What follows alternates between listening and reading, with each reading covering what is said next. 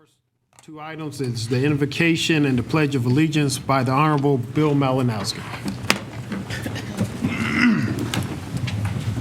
Thank you, Mr. Chair.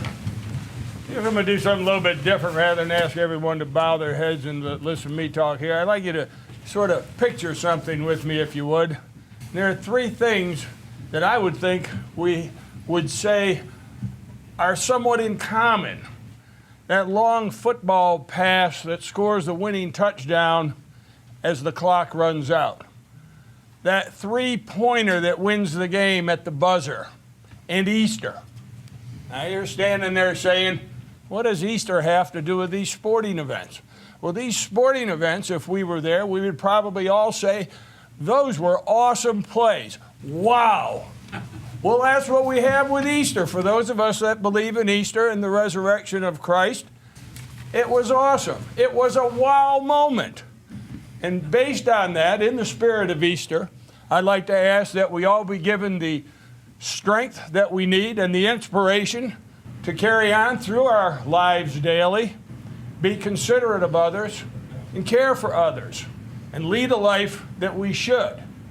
And having said that, maybe somewhere down the line, folks will look at us and say, wow, I hope I'm like that person someday. Now, if you join me in the pledge, please.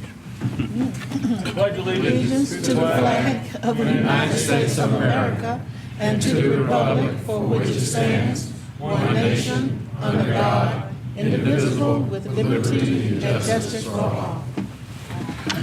Way to go, Bill. Wow, that's good. Thank you, Mr. Malinowski. That was really well done. Next item we have is the presentation of resolutions. The first one is the proclamation recognizing the 85th anniversary of the Jim Hamilton L.B. Owens Airport. I'd like the executive director, the director of the airport to come, and the airport commission to join me up at the podium, please.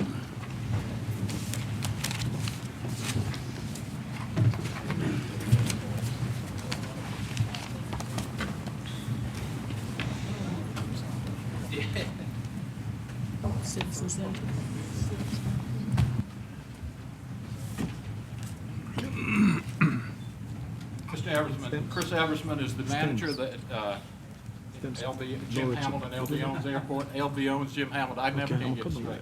Would you introduce the commissioners at the present, please, Mr. Eversman? Yes, sir. We have Mr. Jim Christopher, who is our current Airport Commission Chairman. We have Peter Mayers, who is one of our neighborhood representatives and also our secretary. And also we have Mr. Wes Gavin. Thank you. This is a proclamation recognizing the 85th anniversary of the opening of the Jim Hamilton L.B. Owens Airport in Columbia, South Carolina. Whereas Columbia's flying mayor, Dr. L.B. Owens, saw the value of aviation to a community and provided the drive, inspiration, and vision to construct this airport, which was originally named in his honor. And whereas this public use airport, the first in the Midlands and the second in the state, was constructed as a joint project with Richland County providing the property and the City of Columbia managing the construction of facilities and other improvements. And whereas for over the two-day period of April 4 and 25th in 1930, dedication exercises and air races were conducted in celebration of the opening of the Columbia Municipal Airport Owens Field. And whereas the Curtis Wright Hangar, which still stands today, was the first permanent structure on the airport and is a tangible link to the American aviation pioneers Glenn Curtiss and the Wright brothers. And whereas the airport provided commercial air services to the Midlands from both Delta Airlines and Eastern Airlines, I doubt if they could get a plane in there today. Whereas the airport supported America's war effort during the Second World War by providing a base for the 105th Observation Squadron, U.S. Army Air Force, as well as the training of V-5 Naval Aviation cadets. And whereas in the post-war years, the airport continued to serve as the headquarters for the South Carolina Aeronautics Commission, as well as support general aviation activities with fixed base operators such as Dixie Aviation and Hawthorne Aviation. And whereas the airport continued to thrive and expand in the 1960s through the 2000s under the leadership of Jim Hamilton, who served both as the fixed-based operator and volunteer airport manager for $1 a year. We paid him $1 a year. And whereas in recognition of Jim Hamilton's significant contributions to the preservation and improvement of the airport, it was renamed in his honor upon his retirement as the Jim Hamilton L.B. Owens Airport. And now therefore be it proclaimed, the Richland County Council recognizes the 85th anniversary of this important public work, which continues to serve the capital city and the Midlands region of South Carolina as a significant general aviation transport hub and economic development engine. Signed this day, the 21st day of April, 2015. Present this to the commission members. Congratulations. 85 years.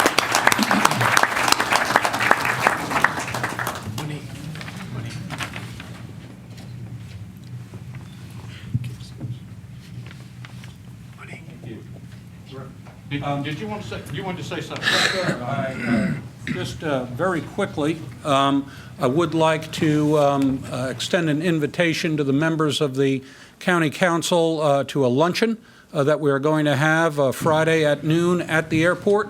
And if your schedule permits, we would love to have you aboard to meet our airport commissioners and other invited guests at the airport.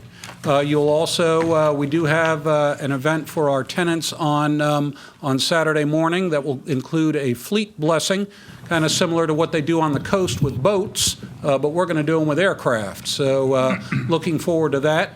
And then I do have also a little presentation to make to Mr. Pierce. In honor of this auspicious event, getting the outstanding support from Ms. Laura Renwick of our PIO staff, we put together a commemorative poster that shows the history of the airport, and in recognition of Mr. Pierce's duties as the liaison on behalf of the Airport Commission to the County Council, I'd like to make you that presentation. Thank you very much.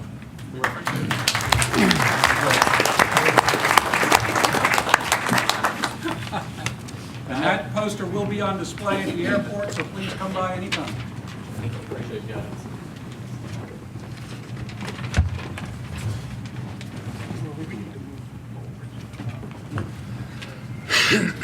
Pierce, you thought you were getting an airplane, didn't you? An airplane. Well, I get some poster. All right. Next item, we have the resolution honoring Andre Holloman, Executive Director of the Township Auditorium.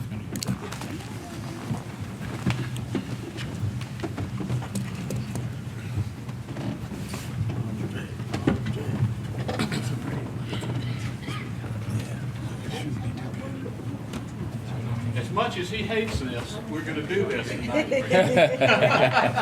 This is a very humble individual, ladies and gentlemen. He has been with the township for over 20 gazillion years. That 1930 was a real big year in South Carolina. It was also the year that the township opened. So this is also the 85th anniversary of the township. So it's fitting that we honor someone tonight who has made not just an accomplishment to that facility. The Township Auditorium had seen its better days, as many of you know that grew up in Columbia and enjoyed it as much as I did going to shows there as teenagers. But in the late 60s and 70s, as the Cobra Center opened and the Carolina Coliseum and then the Colonial Center, the township had fallen into terrible disrepair. Back in 2003, Paul? Somewhere around that time. 2000, Yeah. we started trying to figure out what to do with the township. We did a study in 2003, and we decided that, based on that study, that the township probably had another life in it. So this council voted $12.3 million of renovations into the facility, and it's taken on a new life, but it would not have taken on that new life without good leadership. And this gentleman, Andre Holloman, that we're honoring tonight, has taken that facility from being a beat-up old war horse of a facility to one of the finest premier facilities in the Southeast, and was recently recognized in the state newspaper by one of our promoters, I believe, as being such. We now can have the ability to bring in the Willie Nelsons, the Tyler Perry did he did one show, and Andre talked him into doing a second show. And he did it. So it's really given the facility new life, and every member of this council wanted to participate in honoring you tonight. Yes. And so every one of these folks up here participated in this resolution that Mr. Rush is going to share with you now. Mr. Holloman, and do you have your staff and board members are here as well? Have one of the board members and staff. Two board members. Okay, Staff. all right. So I know they were. Yeah, come on down, board member. Yeah. Pincelli, come on down here. Yeah. Who else is here? Ms. Batiste. Yeah.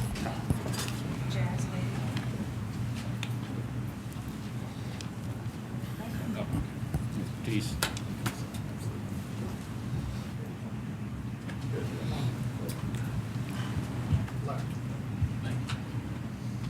And I'll now read the resolution. A resolution honoring the true essence of a leader, Mr. Andre Holloman.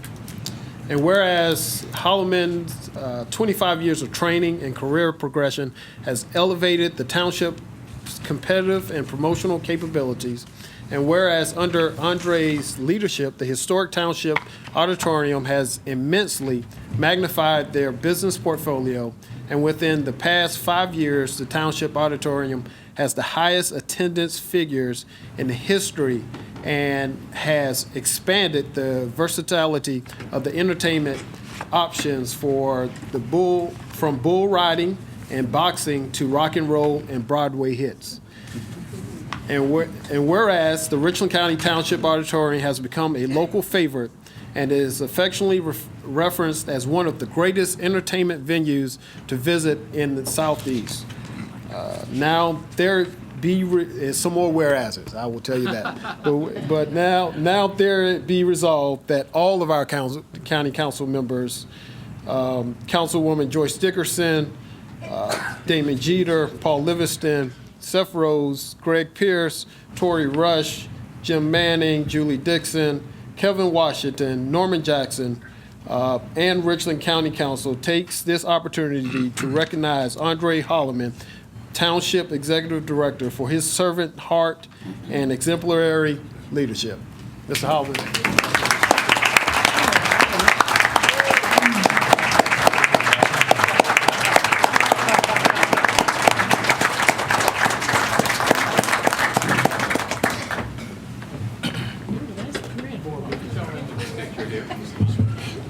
Get a lot of photo ops. I know that is.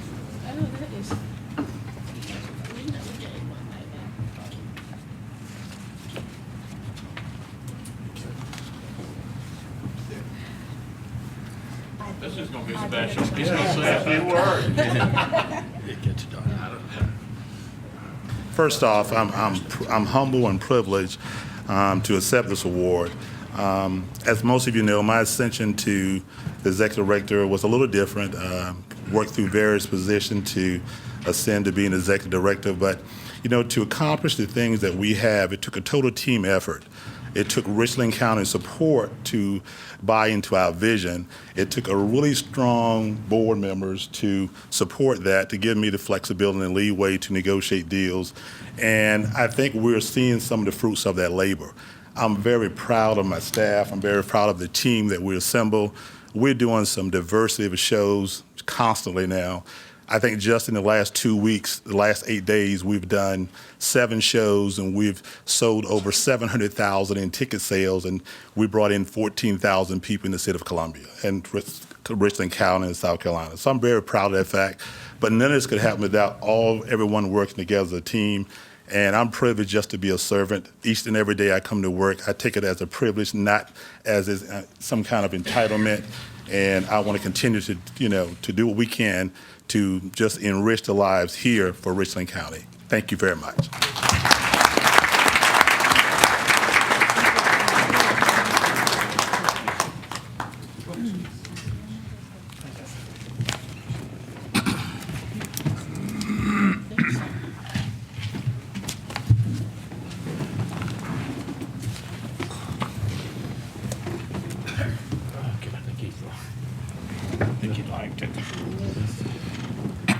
Okay, next item, we have the proclamation honoring Kenny Mullis on being named the South Carolina's Commissioner of the Year by the South Carolina Association of Conservation Districts.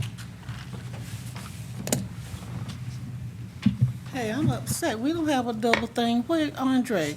We got to switch this one out. Thank you. Mr. Mullis, how you doing? Thank you very much. Thank you so very much. It is my esteemed pleasure to do this proclamation today to you, Mr. Mullis. It's been a long time since I've seen you, since we did the conservation. The state of South Carolina and the county of Richland, a proclamation honoring J. Kenneth Mullis Jr.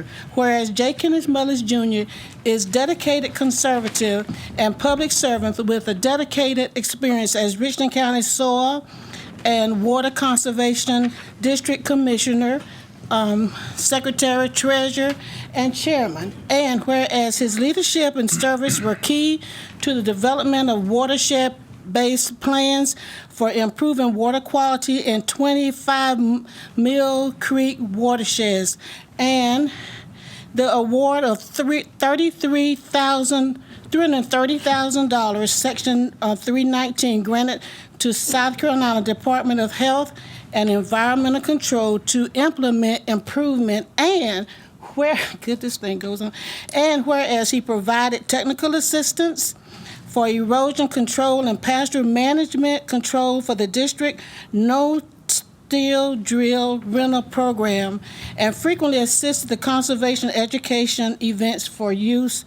And whereas in addition to providing leadership within his own conservation district, Mullins also leads a regional and statewide level participation in the South Carolina Association of Conservation District Executive Committee, South Carolina, Grazing Land Coalitions, East Pyramid, Piedmont Resource Conservation. And whereas Mr. Mullis also has a background in agriculture and a degree in agriculture engineering from Clemson University, and many years of service in the natural resources management of conservation. And whereas Commissioner Mullis has been named 2015 Conservation Commissioner of the Year by the State Association of Conservation District.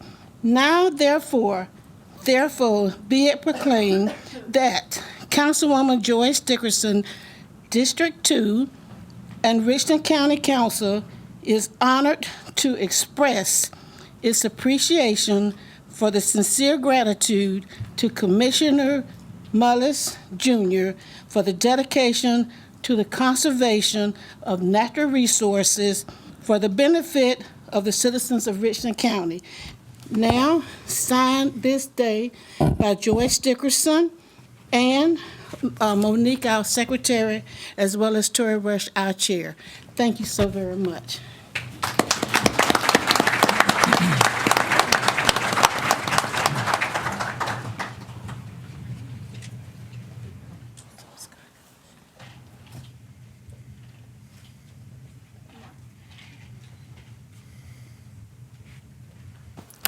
Okay, I promised to stay within my 30 minutes.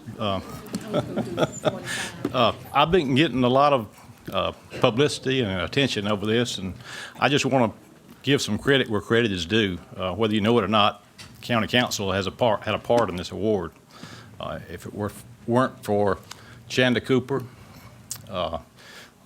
Mr. Quentin Epps, Charlie Fisher, their guidance and support, I wouldn't be standing before you today.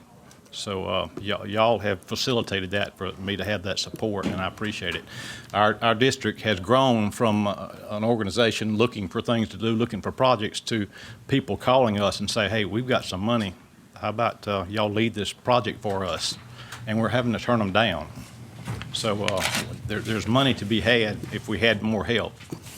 And we appreciate what we have, but there's a lot more potential there. And I'm truly honored. Thank you. Thank you so very much.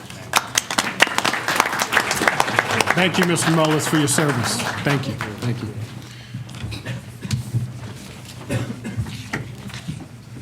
Okay, next item is approval of the minutes, regular session, April 7th, 2015. Can I get a motion? Move for approval. Got a motion for approval. Second. It's been properly second. Any discussion? All in favor say aye. Aye. Any against? Item 2B, special call meeting, April 14th, 2015. Move approval. Got a motion for approval. Second. It's been properly second. Any discussion? All in favor say aye. Aye. Any against? Adoption of the agenda. Mr. Smith? Second. I've got a motion for adoption of the agenda. It's been properly second. Discussion, Mr. Smith?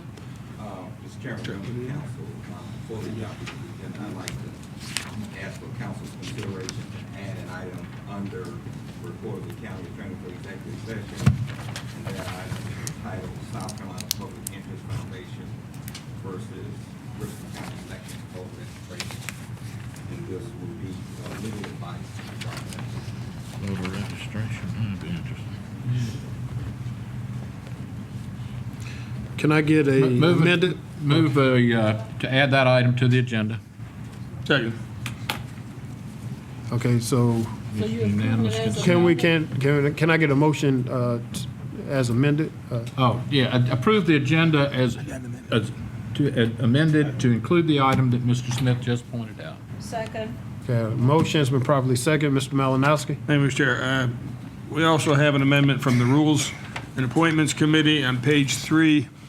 Item number 13 should be deleted, as there's another applicant to be interviewed that did not get on the interview list for today. And instead, we'd like to replace item number 13 with, which one was it? With the appointment for the Building Codes Board of Appeals. That's a big change. The applicant was William Bailey Corick, Kauric. I would withdraw my motion in deference to Mr. Malinowski. Okay. And you make the motion. And I'll make a motion to approve the agenda as amended. Okay, I got a motion to approve the agenda with the amended items. Any more discussion?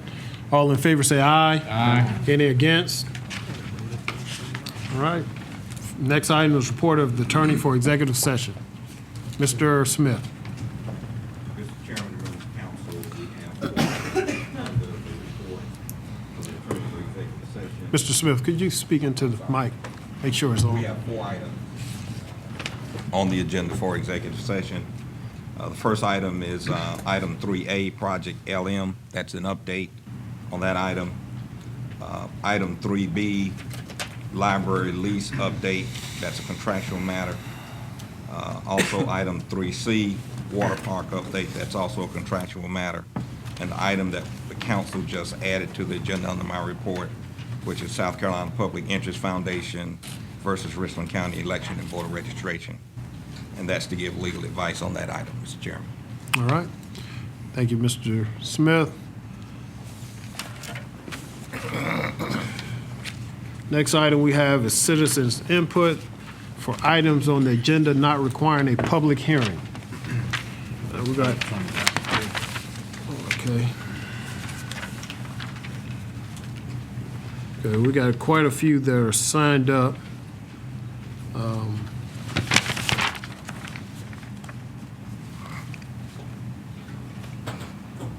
Okay, the first one we have is Miss Estelle Young. Miss Estelle Young. Okay, Miss Sarah Green.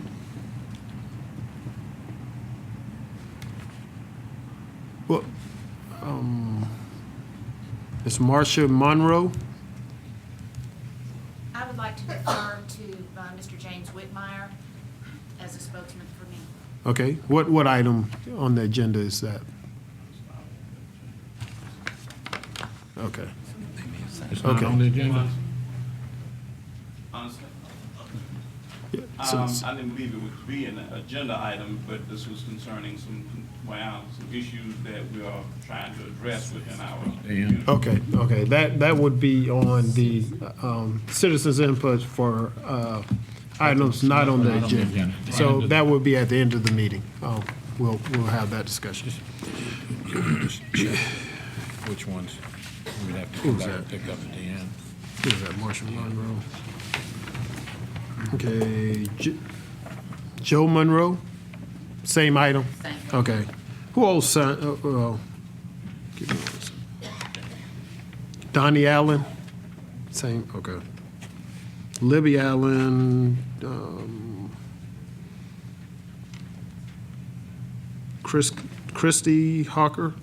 Same thing. Okay.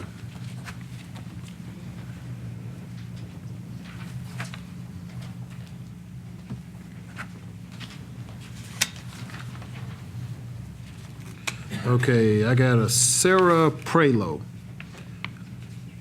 What, okay. And what item, I went too Yeah, not on, Not on the agenda. no.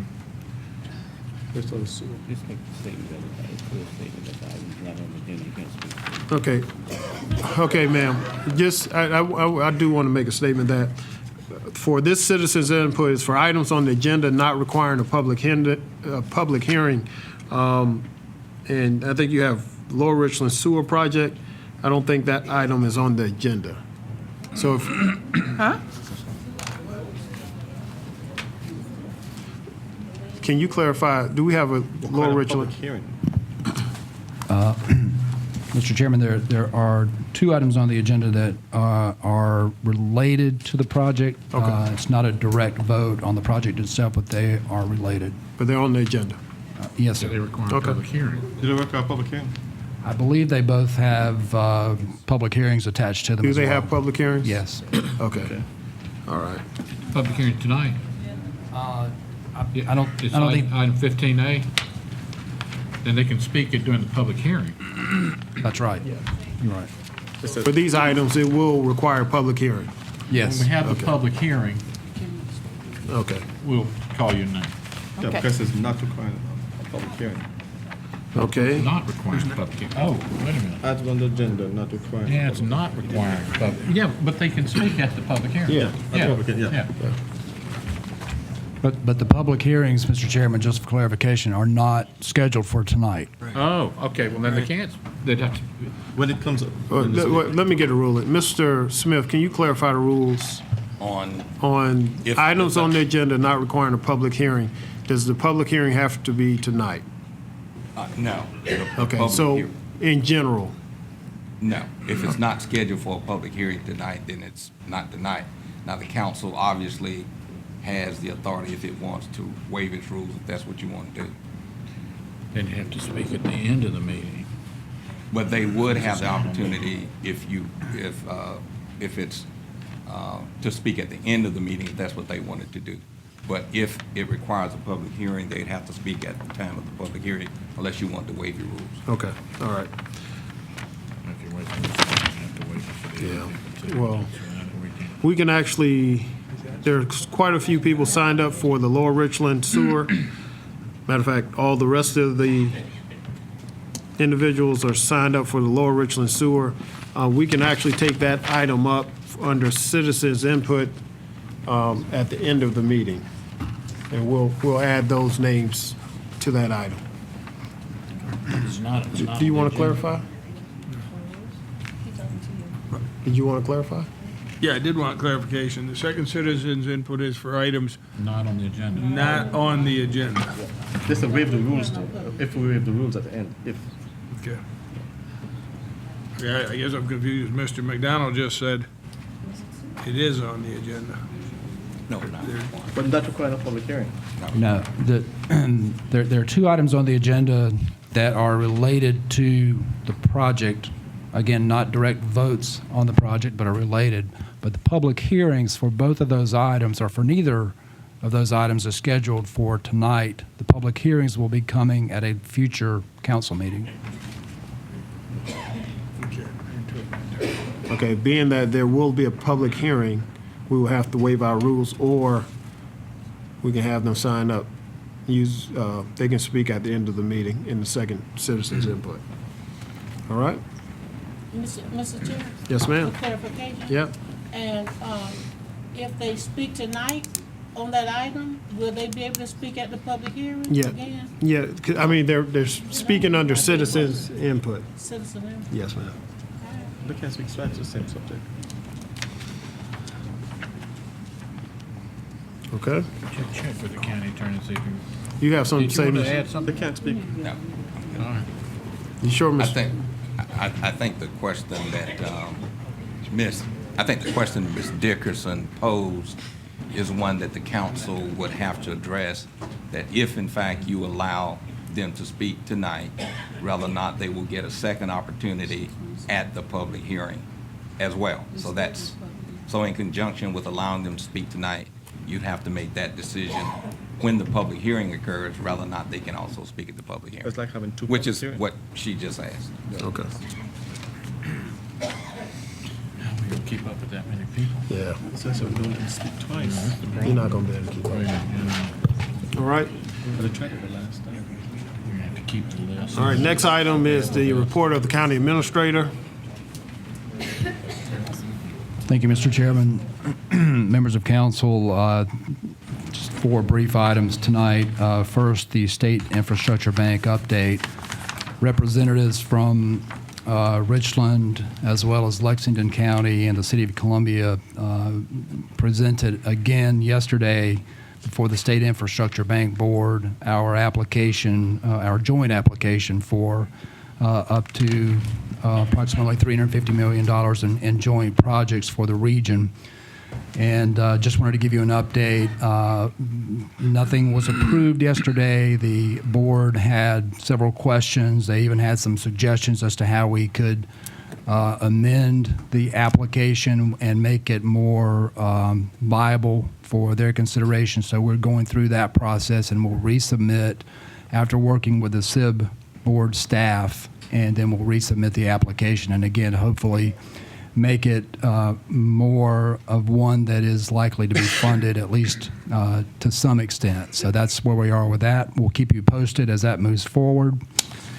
Item B, budget update. Just wanted to let you know that at your next regular council meeting on May the 5th, we'll have before you the first reading of the budget by title only, and later that week on the 7th, we will have our first work session with the council and go over the general fund and introduce to you the highlights of the budget, what we have included this year, what we've added, what we've taken away, and of course give you the opportunity to ask any questions in that process. So May the 7th, the first week in May, will be our first real discussion about the budget for FY16. Related to that, Mr. Chairman, I'm going to skip down to item D, the budget calendar. Of course, the council has approved the budget calendar, and following the May 7th work session, we have 2 work sessions, one scheduled for May the 12th, one scheduled for May the 14th. The 14th was supposed to be the grants work session. The 12th was supposed to be special revenue, but because of the transition that's occurred in our grants office, we're going to, if the council has no objection, going to switch the topics and do the grants work session on the 12th as opposed to the 14th. Again, if you have no objection to that. The dates won't change, the time won't change, just the topic. And lastly, Mr. Chairman, a few meetings ago, we had let you know that Richland County was a finalist for the Government Customer Service Community of Practice, or CGov, Customer Service Award, which is a national organization of customer service professionals. And we have now been told that we have actually won in the category of Teamwork Excellence for our Development Services Department. So just want to applaud the department. They've worked very hard done some very tremendous things to turn the customer service focus of that department around, and I'm certainly proud of what they've done. I hope you will join me in congratulating them for what they've been able to accomplish. All right.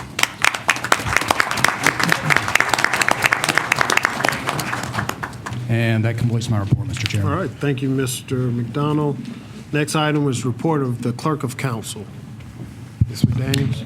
Good evening, members of council. Mr. Chairman, I just want to remind you about the legislative reception that is on your calendar. That event will take place on April 29th, Wednesday at 701 Whately. That concludes my report, sir. All right, thank you, Ms. McDaniels. Report of the chairman. I have one item to report on, the Midlands Workforce Development Area Consortium Agreement. Met with the representatives from that organization. They explained that right now Richland County is in the Midlands Regional Alliance along with Lexington and Fairfield County. I think the governor, because of the federal funds that they received, they're going through, it's not restructuring, but sort of recertification. We could opt out at this point. There's really no need to opt out based on the information that was explained to us. The state receives funding from the federal government for workforce development, and the state sends the money to each of the regional alliances. If we selected the option to move to another alliance, the portion of those monies designated for Richland County would go to the new alliance. This isn't anything we have direct control of because, like I said, the funds come from the federal government and administered by these alliances that are that the governor has put forward. The only control we have would be for us to leave a regional alliance with Lexington and Fairfield and move to another region. And it's basically, I think we've been a part of this alliance now for, 15 years or something? It's been a while. It's been a while. So Mr. Chairman, you need a motion on that? I do need a motion. Okay, I move to authorize the chairman of Richland County Council to enter into and submit in his official capacity by and on behalf of Richland County the Workforce Development Area Designation Petition and related documents needed to carry out the purposes and intent of the Workforce Innovation and Opportunity Act, WIOA, programs in which the county may participate. Second. Got a motion. It's been properly second. Mr. Malinowski. Thank you, Mr. Chair. As it relates to this item, and I don't know if this is a rough draft or if these items that are mentioned are somewhere else that I didn't find, but on page 28, at the very bottom where it says see attached section 3, A, B, and C, they're blank. There's nothing in there. And also on page 30, at the very bottom where it says see attached section 7 for public comment, again, I didn't see any of those things attached, and I don't know if that's something that's forthcoming in the future or it's supposed to be there now when we approve this. I don't know.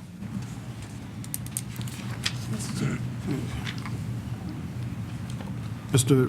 McDaniels, do you want to clarify? They, Mr. Malinowski, to answer your question, they gave us the pieces of the package that we would need to sign in the agreement, but they have a full package that will be going to the governor's office along with also going out for public comment. And so those items are not attached to this document. They want us to review the agreement, which will be the binding so they're agreement. there somewhere. Yes, sir. Thank you. All right, thank you, Mr. Malinowski. Mr. Dickerson? That answers my question. Okay, I've got a motion on the floor. It's been properly second. Any more discussion? All in favor say aye. Aye. Any against? Next item, that completes my report. Next item is the presentations. First presentation is Midlands Mediation Center.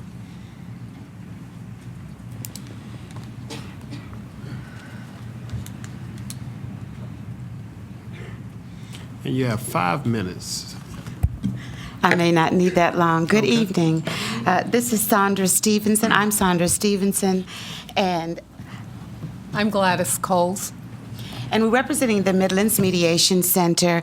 And we just wanted to take a minute, first of all, to thank you for allowing us to give you an update on what's been happening at the Midlands Mediation Center.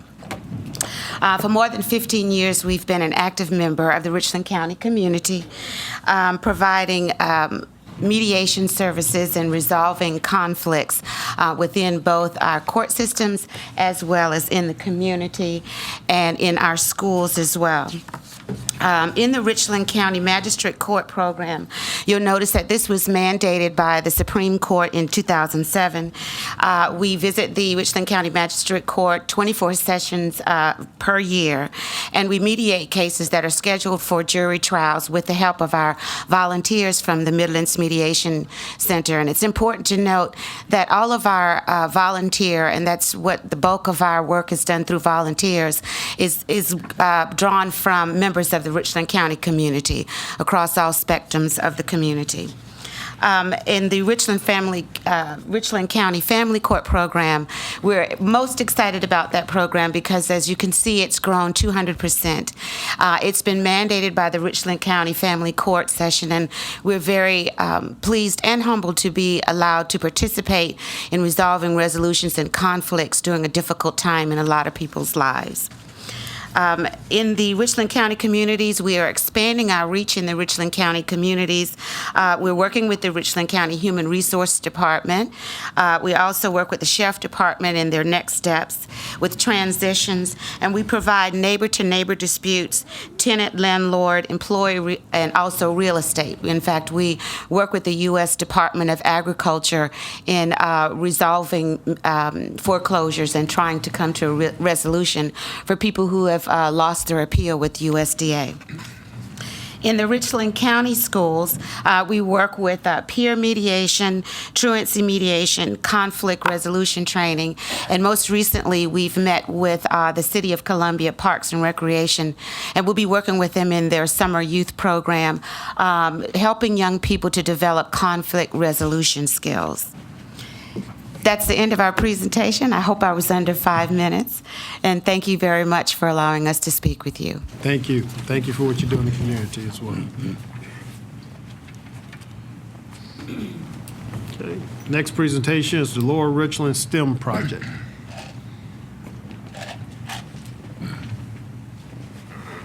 Good evening. Thank you, Mr. Chairman, to council. Really appreciate a few moments of the precious time on the agenda this evening. My name is Megan Hughes Hickman. I'm the proud executive director of Ingenuity SC. I've got some partners who are making their way down to join me this evening, but I'm so thrilled and privileged to be able to share with you some of the highlights and successes that Ingenuity SC has experienced through our unique partnership with Lower Richland High School, and let them, our partners, talk a little bit about their perspective of how powerful public-private partnerships can be in K-12 education programs. I'd be remiss if I didn't take the opportunity to thank you, Mr. Chairman, and you, Councilman Livingston, for your leadership on the board of Ingenuity SC and for your continued vision and engagement in what we do to deliver regional competitiveness programs around the Midlands.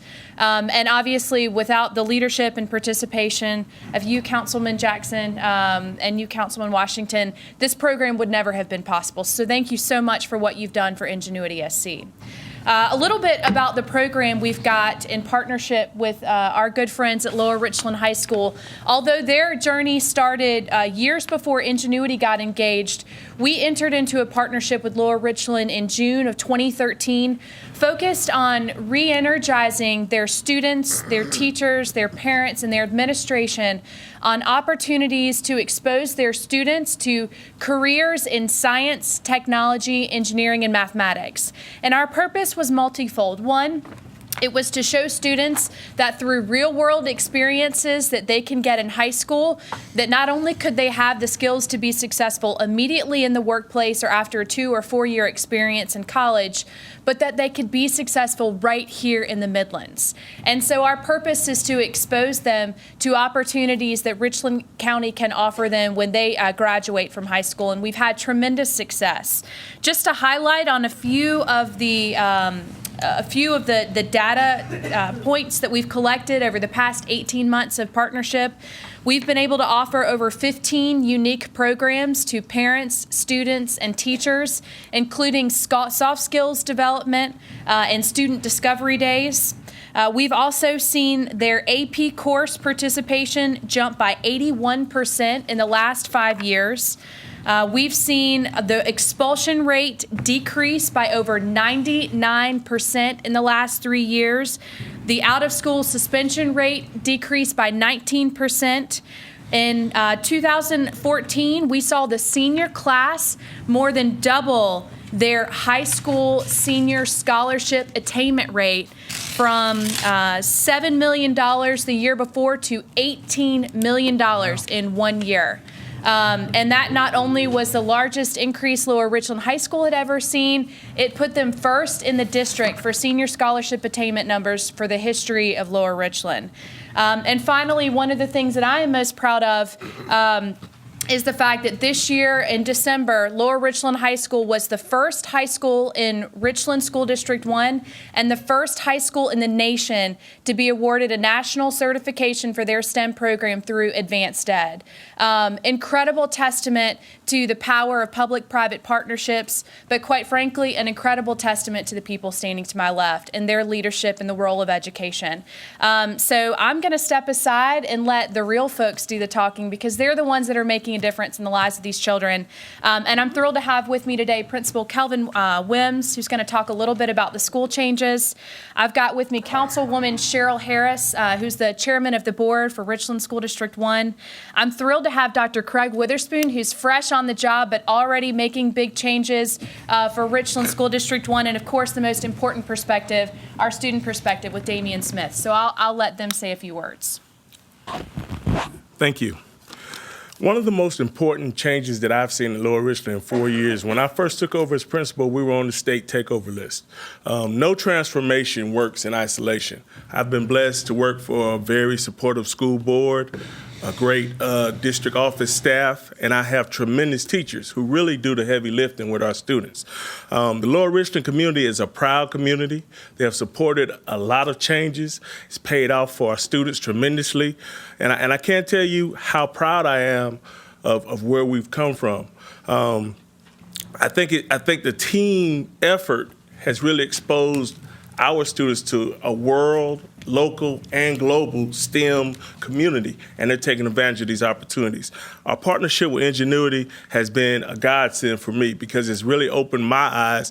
It's more than just education. It's about taking themes and occupations and skill sets and not just 4-year degrees, but 2-year degrees, and really making kids successful in things that they want to do, that they find, that they take control of their learning. So this has really changed my whole mindset about private partnerships and public education. I spent a lot of time talking with Megan about H-1 visas and Common Core. So as we continue to build on this partnership, we know the sky is the limit. I'd like to thank my kids once again and their parents for letting us push them to the limit. And I thank you again for all of the support that you give to the Richland One schools. Good evening. The STEM program at Lower Richland High School has been doing a great job in providing the students with a great environment of letting them know that they have the capabilities of becoming the world's next big thing. Through STEM, the behavior at Lower Richland High School has done a complete 180. The students have a better understanding of things that they can do in the world, and not only in the world, through South Carolina. The kids that have enrolled in the STEM program, we have received new technology, which helps us in our studies. Also, we are aware of new job opportunities that are available to us. We had different people come and talk to us, nuclear engineers. We had people from the South Carolina Department of Transportation come in. And this has helped me personally through my trials in high school and through my career goals. So STEM has improved Lower Richland greatly. Thank you. Make a motion and waive the rules, give give them. And I'm going to be very brief If you because give I me- believe they've said it all. The proof Mr. is really. Commissioner, if you give me one moment. Yes, sir. Mr. Chairman, I move that we waive the rules and allow the school board chair and our new superintendent, who we have not met, an opportunity to speak. Okay. Got a motion, it's been properly second. Any discussion? All in favor say aye. Aye. Any against? Ms. Thank you Commissioner. so very much, Mr. Pierce, and thank you to County Council. I don't want to sound redundant, but we certainly want to thank you on behalf of Richland County School District 1 Board of Commissioners.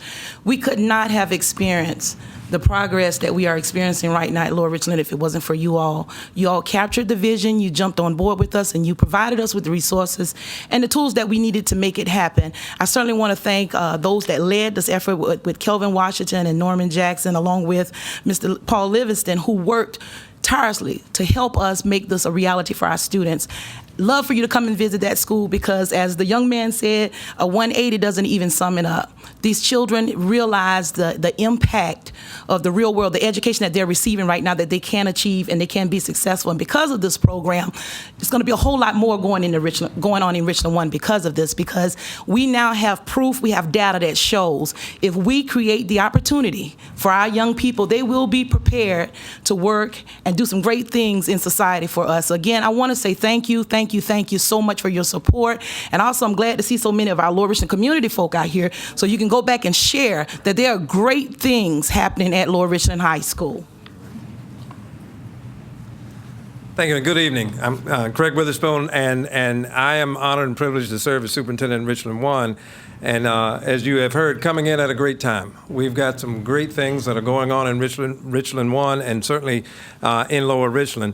And just to echo Principal Weems' point about making these connections. So what the lessons that we've learned in these gains, we've already had conversation already about how do we take these lessons learned, how do we connect these dots and build on successes that are happening in Lower Richland across Richland 1. And I would just like to say to this council, again, thank you for your support, and you will continue to see great things from Richland 1 and great things from Lower Richland as we build on these partnerships and take these things and expand other programs. We're already looking at what's happening at the feeder schools going in, so that learning and that spark just doesn't happen at 9th grade when they hit Lower Richland, but what's happening in those elementary schools, what's happening in those middle schools, so that we can build even more when they hit high school and go on go on afterwards.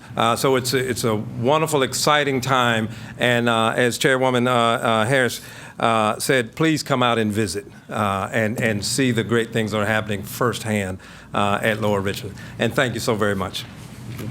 We've got an opportunity, I'll conclude, on May 11th for you all to join us for a public unveiling of one of our major initiatives on campus at Lower Richland. You should have gotten information from me about that hot off the presses this morning. We'll be in touch again, but we'd love for you to join us and see some of the progress we're making firsthand. And again, your investment, not only in Ingenuity SC, but also in Richland County School District 1, is what's making progress like this possible. So thank you, not only what you do for Ingenuity, but what you do for the students in this county. Thank you. Thank you for a great program.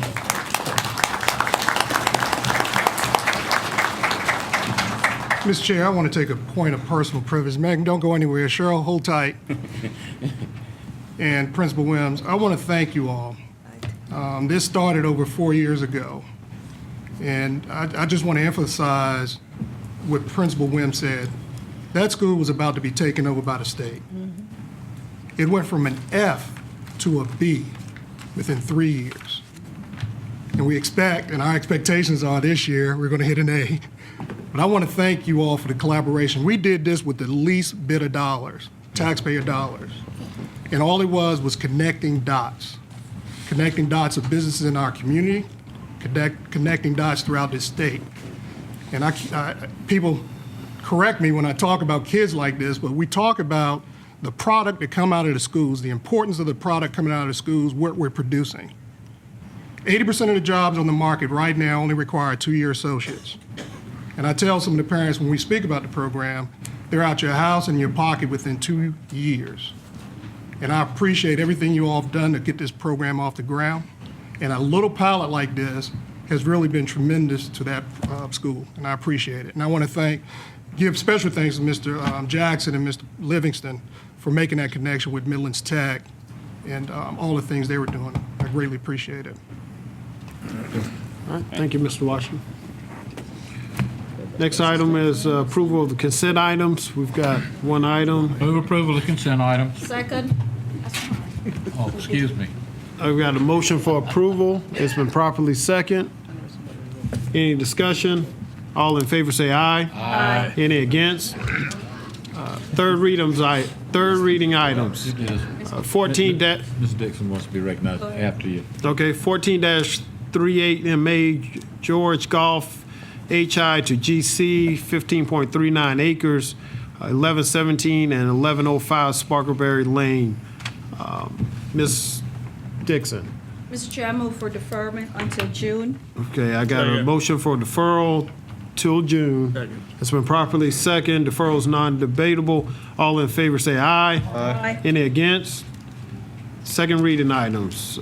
An ordinance amending the Richland County Code of Ordinance, Chapter 24, Utilities, Article 2, Water and Sewer Service, generally, Section 24-7 and 24-8, and amending Chapter 24.5, Special Sewer Assessment District, Article 3, Financing Improvements, Rates and Charges, Section 24.5-42, 24.5-43, and 24.5-44, so as to delete the reference to liens as a collection method for unpaid bills. Can I get a motion? Move for approval. Got a motion for approval, Second. and it's been properly second. Any discussion? Mr. Livingston. This is to Mr. Smith or Mr. McDonald. Did we not at the last time we took this up, we talked about substituting something, removing this and adding something in its place? Mr. Livingston, we did discuss that, and the plan was that in lieu of using the lien as a collection method, that we would use the GEAR program through the state and the debt set-off program through the state, which we know are available to us because we use those programs for other collection programs within the county and any other collection programs that may be available to us, but at least those two, because again, we have experience with them and we know they're available. So yes, we did talk about those being used in lieu of the liens. Mr. Chair, to ensure that those are being used with the motion, I'd like to add that as we delete this, we also ensure that the GEAR program or the debt program be incorporated in place of this. So is there a friendly amendment to the motion? Yes. Okay. Do you accept that friendly amendment? Yes. Maker? Okay, and it's been properly second. Any more discussion? Mr. Malinowski. Yeah, what was that on there? I think it's on, page 45. It mentions what was discussed the last time under the notes portion, and it says that staff is going to pursue using those two options. So I don't know if you have to write it in somewhere else or not. I also had spoken with staff and got some additional very informative information about this item and the dollar amounts involved and the numbers, and all my questions were answered. And I did vote no the last time, but thanks to Mr. Hammett's input on this, I will vote with the rest of my colleagues. Okay, and I think that those two items were added to the motion as well. All right, any more discussion? All in favor say aye. Aye. Any against? Second reading, item number 11, an ordinance amending fiscal year 2014-2015 road maintenance annual budget to appropriate $800,000 to supplement paved roads repair. Mr. Malinowski. I move to approve, and then I'd like to talk if we get a second. I've got a motion for approval. It's been properly second. Mr. Malinowski. Thank you, Mr. Chair. Bring your attention to page 15 of the minutes we just approved at the start of this meeting. And on that page, relating to this particular item, about halfway down, my colleague, Councilwoman Dixon, had asked about what we could do to implement a blacklist for developers who may have gone out of business or changed company name to prevent them from receiving future contracts with the county. I think this is very important. It's because of these individuals that the taxpayers are having to come up with this $800,000. And I really would like to, I concur with Councilwoman Dixon, and I think we need to get in place some type of a program, and we need to have that question answered prior to third reading so we can see what's going to be done with it. Okay, that's the motion. It's been properly seconded. Any more discussion? I will support Mr. Malinowski's on this because I had some serious questions about it. So with that, I can get my questions answered. Okay, can staff bring, okay, staff can bring that information back by third reading. All right, any more discussion? All in favor say aye. Aye. Any against? All right. Next item is report of Rules and Appointments Committee. Mr. Malinowski. Thank you, Mr. Chair. Items number 12A, B, C, D, and E. It is recommended to advertise or re-advertise as needed.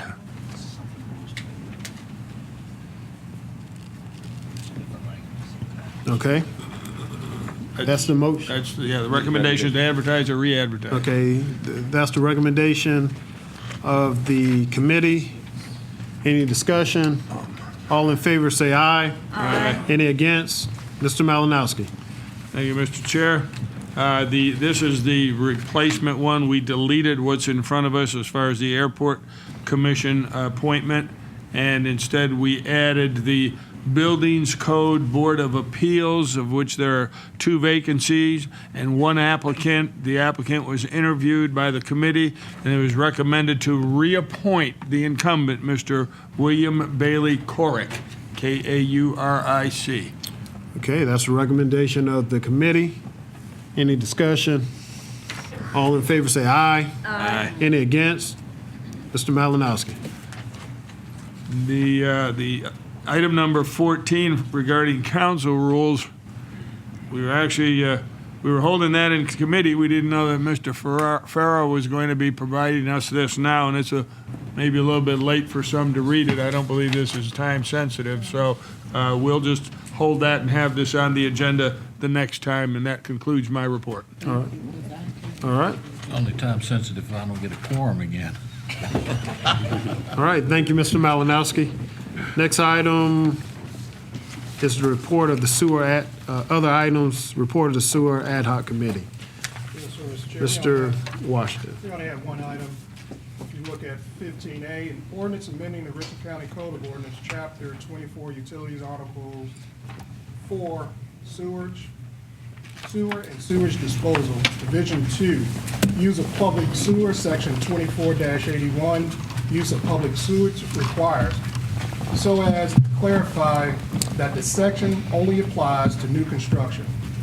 And Mr. Sparty can speak to that motion. Okay, that's. Committee's recommendation is for approval. Okay, that's the committee's recommendation. Do I have any discussion? Yeah.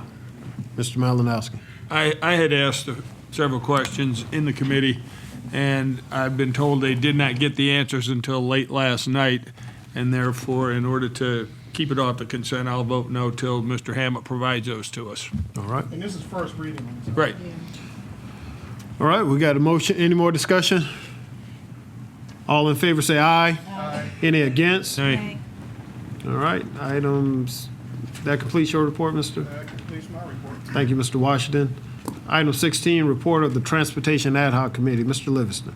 Mr. Chair, item 16A, the OET contract authorization. You may recall we selected 5 OET firms to do our design work. The intent of council was to try to equitably distribute projects among these particular companies. And you may recall the last time we were talking about some type of authorization in terms of the amount of approval for each level from the administrator on down to our director of transportation.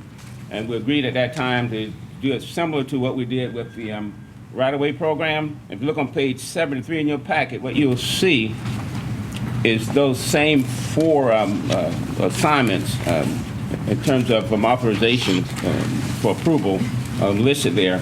And so the committee has recommended that you move forward with those same authorizations for assignment approval. Okay, that's the committee's recommendation. Any discussion? Mr. Jeter? Are you gonna talk about the reporting part? No, but that's included in that. That just to inform you that as it relates to reporting, there'll be reports to the Transportation Ad Hoc Committee as relates to fee expenditures and various projects. Okay, in reference to the reporting part, I understand they were gonna be giving that information to the ad hoc committee, but will some of that information be shared with full council? Every time we get it, move forward to council, yes. Okay, so then you get it and then you forward it to full council. All right. All right. Thank you, Mr. Jeter. Mr. Washington? Question. The service agreements, the scope of those agreements, will they be coming to your committee? Or staff is going to develop that? Staff, if I understand, the staff developed that. That's administrative function.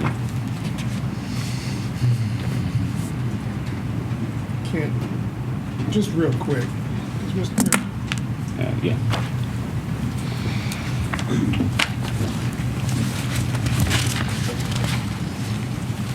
Can you speak about the process? What is that process going to look like? The way the process is we've assigned work to each of the on-calls based on the approved County Transportation Improvement Program that Council approved December 9th. So some of the on-calls have been given widening, some of them given sidewalks, some of them greenways. So we've already sent them scopes of work, and once we agree to the scope, then you jump into the fee negotiation. So all this would do is allow us to assign the service agreements as stated with the approval levels and what you have before you. This will still keep the major service agreements, like all the widening projects and new location roads. All that will still come back to council because it will be over that limit that Mr. McDonald will be able to approve. Is the PDT responsible for this, or is that in your shop? It's in our shop. Okay. What about the sheltered market program? I know we're looking at developing that. How will that play into this?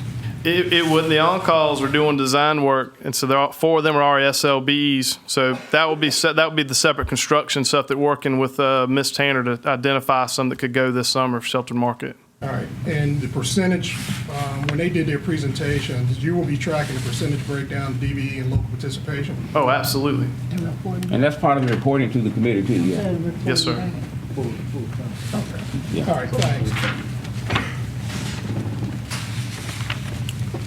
Any more discussion? All in favor say aye. Any against? Mr. Livingston. It's your next item, item 16B, 2015 Tiger Grant candidates. If you look on page 74, I think in your packet, it was announced on April 2nd, 2015 that some $500 million will be made available with application began on April 3rd, 2015 for transportation projects across the country. We want to participate in that. What is being recommended, and I think that would be on page 76 in your packet, 2 projects to be submitted, and I think that was, and this is from the program development team being proposed. The Bluff Road and Rosewood Drive, and you see listed there again on page 76, as well as I think it's Clemson Sparkberry. Is that correct, Wendy? Yeah. So that is what's being recommended in reference to applications that have been submitted. Okay, so the recommendation is? It's for approval for the Tiger Grant. That's the recommendation of the committee. Any discussion? All in favor say aye. Aye. Any against? Mr. Livingston? That completes the report of the Transportation Ad Hoc Committee. All right, thank you, Mr. Livingston. Next item, we have the report of the Decker Center Ad Hoc Committee. Are you? Mr. Manning. Mr. Chairman, the Decker Center Ad Hoc Committee met on April 7th this year, and we reviewed all the documents which you received in your packet on pages 77 through 114. And based on that, it's the committee's recommendation, unless I move, that we enter into a contract with H.G. Reynolds, the the lowest responsible bidder, licensed to perform the work, and who provided all necessary criteria that was required for the general contractor construction services for the Decker Center. Okay, that's the motion of the committee. Any discussion? All in favor say aye. Aye. Any against? Mr. Manning. Thank you, Mr. Chairman. That concludes my report. Thank you, Mr. Manning. Next item, we have citizens' input must pertain on items not on the agenda.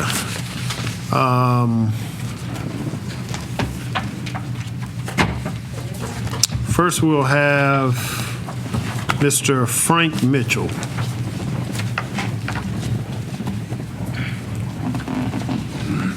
This is concerning the Richland County penny tax. Good evening. Good evening.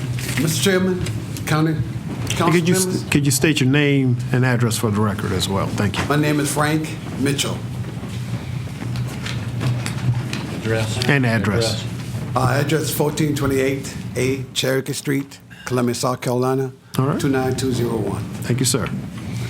Again, Mr. Chairman, County Council members, on behalf of the Minority Contractor Association of South Carolina, particularly the contractors of Richland County, thank you for allowing me the opportunity to express the concerns and solutions of making sure that all contractors of Richland County also have the opportunity to participate in the penny tax, Richland County Transportation Penny Tax Program. The Small Local Business Enterprise Program is the best way to ensure that all local small businesses in Richland County can grow and be successful. We, the small, minority, veterans, and women-owned businesses believe that there are 3 areas that we believe would help our businesses not only to participate, but to grow, to generate more income, provide more jobs, and pay more taxes. We request special consideration be given to 1, payment and performance bonding. Many contractors, small contractors, can be bonded, but large projects, 20% of $50 million project is $10 million, which means a small contractor cannot bid and bond more than 1 project. The other area to be considered is insurance. The cost of insurance should not be passed down to small companies. Consideration should be given to owner-controlled insurance program. And last, payment. Expedited payment should be made to small contractors. We should get paid in an expeditious time frame. Council members, if you will consider those 3 ideas that we propose, the penny tax program will be successful. You will create and you will have successful small businesses in Richland County that can produce. Thank you. All right, thank you. Next, we have Yvonne Williams. She left. She left? Just Okay. give it to Spike. Okay. Dorothy Joyner. Okay. Marsha Monroe. Are you going? Okay, so we've got quite a few citizens signed up for this item. Are you all using Mr. Whitmire as the spokesperson? Okay. All right, thank you. Good evening. My name is James Whitmire. I reside at 107 Savannah Branch Trail in the courtyards of Rolling Creek in Irmo. And I'm speaking on behalf of the residents concerning some matters that has kind of been ongoing for quite some time. We have tried unsuccessfully to get Mr. Steve Lipscomb to make repairs to roads, curbing, and storm drains, and we have photos which afterwards may be turned over to Richland County for future maintenance. Per the bylaws and homeowners agreement, Mr. Lipscomb has the responsibility of maintaining these areas with the annual association dues that we pay on a quarterly basis to a management company, MJS, on Trentham Road. On April the 5th, 4 other residents and myself met with Judge Smith, owner of MJS Realty Management, to discuss our concerns. He informed us that Mr. Lipscomb was aware of the problems and he controlled the funds necessary to make repairs. Mr. Lipscomb has not given authorization for use of the funds to the management company to make necessary repairs. It came to our attention that Mr. Lipscomb should have had a developer's bond on file with Richland County to address such issues. I checked with Will Simon in the planning department to confirm the existence of a bond and was informed that the original bond had expired several years ago, although Mr. Lipscomb continued to be allowed to develop. At present, there is a $16,000 bond on file with Richland County for Mr. Lipscomb that we are requesting County Council to utilize to make necessary infrastructure repairs so Richland County may take over the roadways in our community. It is our understanding that this is the process by which Richland County takes responsibility for roads, curbs, and storm drains in the county. The residents of Courtyards of Rolling Creek formally request that County Council takes the necessary action that will be required for all repairs and subsequent transferment of all roads to the jurisdiction of Richland County. And ultimately, we certainly would like to work with, staff here at Richland County concerning the $16,000. Again, Mr. Lipscomb's bond with Richland County, by and large, I guess the larger part of what was out there when this community was developed is, like I said, it expired and he continued to build. Now, we find that there is a $16,000 bond out there that ultimately can be used to redress these problems in our community. So I certainly would like to, get some direction on this matter for our community. Thank you. All right, thank you. You want to have him contact, if you'd make sure that the administrator has your name and contact information so he can follow up with you. Yes, Mr. Mr. Malinowski. Yeah, Mr. Chair, just so the folks know, I have, based on info that was provided to me by Ms. Ward in your neighborhood, I've provided pretty much all this to Mr. Hammett, but make sure he's got all the details. That's the one I just sent you when I got it last week. Right. Thank you. All right, thank you, Mr. Malinowski. All right. Next, we have, yes, sir, Mr. Mann. Personal privilege. Mr. I Mann. just want to thank the community for getting all together and having one spokesman rather than have 15 people all take up 2 minutes and tell us the same thing. Thank you very much. Thank you. Thank you, Mr. Manning. Next, we have Ms. Sarah Prelo. I told them they could speak at the end. Yeah. But if they speak, Whoa. yeah, if they speak, We're changing the agenda now. No. Remember we said then that they could speak at the end. If the speaker can speak. Mr. Nance, stand by. Mr. Chair, I want to take a point of first principle. Mr. Washington, yep. I want to recognize Mr. Nance over at the Commerce Department. I saw you earlier. Mr. Jackson, do you need clarity on anything? Yes. Mr. Smith. Mr. Smith. Yes. Please clarify again. We would have to amend county rules if it's something that's on the agenda that requires a public hearing, and we're going to have a public hearing. Then, if we allow anyone to speak, we'd have to amend the rules or waive the rules. Am I correct? Items on the agenda, not requiring items on the agenda, to make it clear.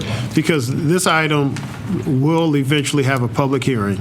Not requiring And based on the fact that we'll have a public hearing, based on the way council have worked in the past, if you speak now and we're opening it up basically as a public hearing, then you're not able to speak during the public hearing. Has that been council's practice? Clarification also. Is that, yeah, please answer that. Y'all decide whether you want me to speak or not. Ma'am. I'm tired of getting down. Mr. Smith? Mr. Chairman, members of the council, it has been the practice of the council that if you allow members of the public to speak at this point, when there is a public hearing that is scheduled, that your practice has been not to allow them to speak at the public hearing. So that's been the practice of council. So they can speak tonight, and when the public hearing, if council adheres to its practice, when the public hearing occurs, they will not be allowed to speak at the public hearing. So they will have a choice to speak tonight or at the public hearing, but not both. Concerning this item? Right. Okay. One more clarification. Yeah. Is that a rule or a practice? Ma'am, if you could give me a second. We're just trying, I understand, we're trying to get clarity. Thank you. One more clarification. Would have to waive the rules to allow that to happen, to speak tonight. No, we'll just document. You mentioned earlier about waiving the rules? Or No, would we're have to not waive waiving the rules at this point. I think the council has already made a decision to allow those that want to speak tonight at the end of the agenda. But they'll not be able to speak at the second. If the, Yes. consistent with the practice. All right. Mr. Chairman, Yep. to the point, that is a rule, that is a written rule, that you can speak one time to a public hearing, at a public hearing. Yeah, you can speak at a public hearing. One time. And that is a rule. Yeah. Is this a public hearing? It is now because that item was on the agenda as a public hearing item. No, A potential public hearing item. Yeah, it's correct? Yeah, that's correct. It's a potential public hearing item, so we will have a public hearing on it.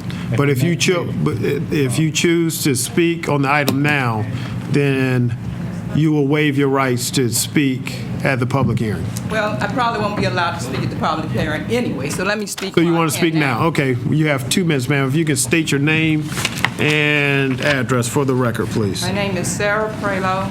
My address is 1314 Clarkson Road, Hopkins, South Carolina, 29061. Okay, Ms. Prelo? And I would like to ask council members to stop the sewer project that you have that we don't want or need. In areas in Hopkins where there is a problem, fix it. Those of us who are not having a problem, leave us alone and let us remain uniquely rural. Thank you. Thank you, Ms. Prelo. Next, we have Ms. Cameo Green. Ms. Green? Okay, thank you, Ms. Green. Can y'all mark that down? Yes, ma'am. Thank you, Ms. Green. Okay, Ms. Blanche McFadden?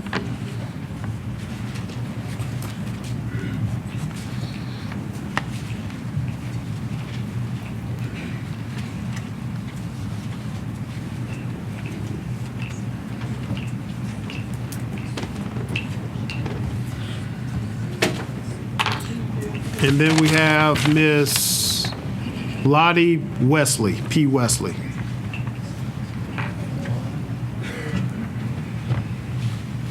Ms. McFadden? Hello, my name is Blanche McFadden, and I live at 6143 Cabin Creek Road, Hopkins, South Carolina. I am a tax-paying citizen, and I feel if I want to come to county council and speak, we should be allowed to speak. Okay, I have been living at 6143 Cabin Creek Road all my life. We have always been able to sit on our porches, walk, do whatever we wanted to do in the neighborhood. I found out recently a pump for the sewer project is going to be 6 houses from where I live. I do not want to smell that stuff. I do not want the sewer project. And I look at this wall, uniquely rural, and you want to bring a sewer project through our community for urban growth? I don't want it. Thank you. Thank you, Ms. McFadden. Mr. Wesley?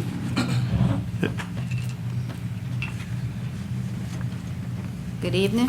Good evening. I'm Lottie P. Wesley, and I live at 164 Sumter Loop Road, Hopkins, South Carolina. I'm here to kind of hash out the sewer project survey that we got.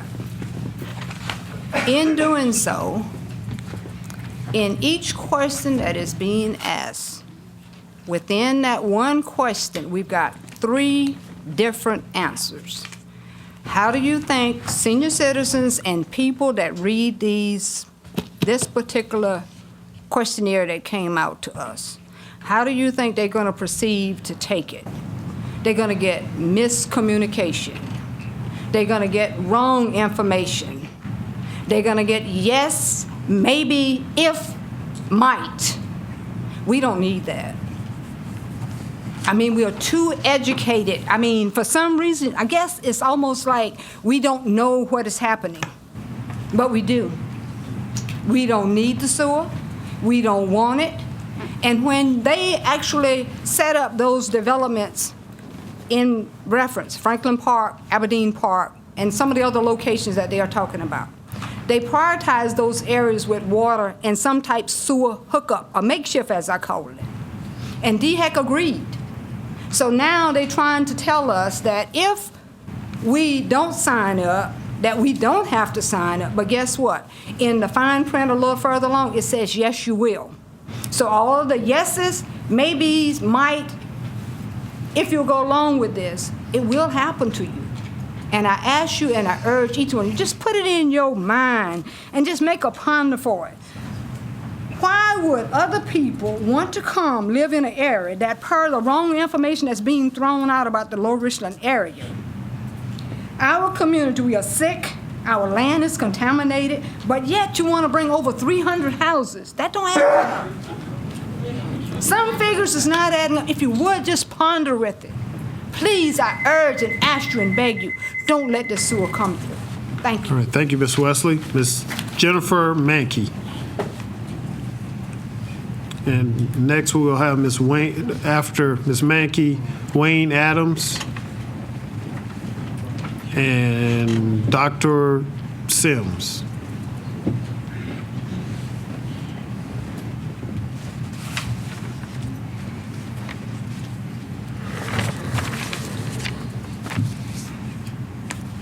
Good evening. We meet again. I'm sorry that some of my students already had to leave, but I hope that even though I am speaking tonight, If you can Oh, sorry. state your name and address. My for name the is record. Jennifer Thank you. Mankey. I live at 320 Clearview Drive, Hopkins, South Carolina. I decided to take my time tonight because you gave me an opportunity to mention, through your recognition of Kenny Mullis and the Richland Soil and Water Conservation District and Chanda Cooper, that I'm taking my opportunity to talk because they have given me a unique opportunity to study our unique rural environment in Lower Richland, in the Hopkins and Eastover area, through their tours of the area. The Richland Soil and Water Conservation District has been very helpful with my students, but they have also given us opportunities to visit farms in the area, study the no-till system of farming. I'm wondering, when you have moved the sewer in, and that gives you an opportunity to develop the area, which is to follow, and then where will the use of the Richland Soil and Water Conservation District that was given the award tonight take place? What will be their purpose? You did a great job of honoring a very important organization and man tonight that a major part of his role is to study and preserve the soil in the Lower Richland area. And through your use of development that will follow this sewer program, there will not be eventually that part of the Lower Richland area. I'm glad he got his award tonight because you are chipping away at his job. Thank you. All right, thank you, Ms. Mankey. Mr. Wayne Adams.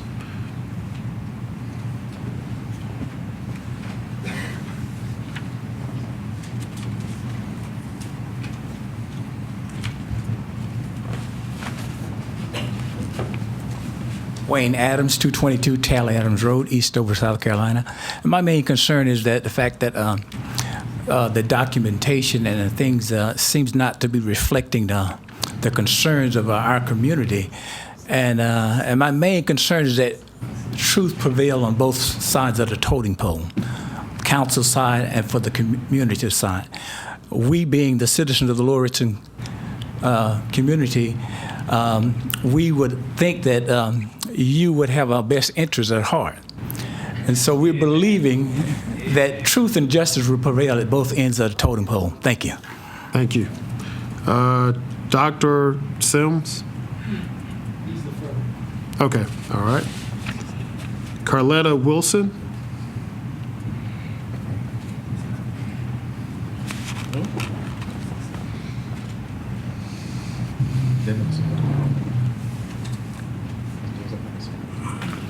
Good afternoon, Council. My name is Carletta Wilson. I reside at 7000 Lorton Boulevard, Hopkins, South Carolina. I reside in Lorton area for over 61 years. I'm proud to be part of the Lorton community, and I object to the sewer project due to the information that on file is not accurate. Thank you. Thank you. Tom Mead?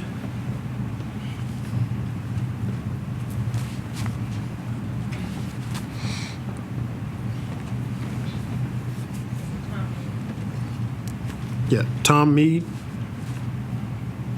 I'm a Tom Mankey. I don't know. Oh, well, I didn't. Okay, well, Mankey. Yeah, I'm sorry.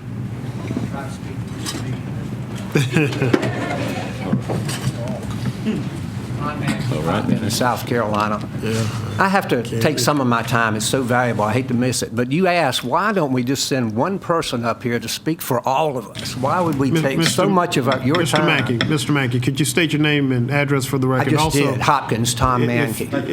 If you, please don't single out council members if you don't. I didn't mention anyone by name. Right. I'm just wondering. Thank you. So there goes a lot of my time, but we're frustrated. We give them his full 2 minutes. All right. We want to see that you recognize that it's more than one point of view here. Not any one individual can speak for our community, and I surely cannot, but I have my own concerns, and I'm wondering how you value a landscape. Some people see land as an investment. It's money to them, it's dollar signs. But some of us see land, a landscape, as a place where we live our lives. And I'm wondering which of these two viewpoints you most value. And the writings of Wendell Berry, a man that speaks for the land a little bit, he says, do you think about us who want to make a living off the land, or do you think about those few who want to make a killing off of it? We're concerned that this sewer project is just the first domino to fall. And when it falls, it's going to bring what you call development, and we call devastation of our quality of life. One man's development, one woman's development is another person's devastation.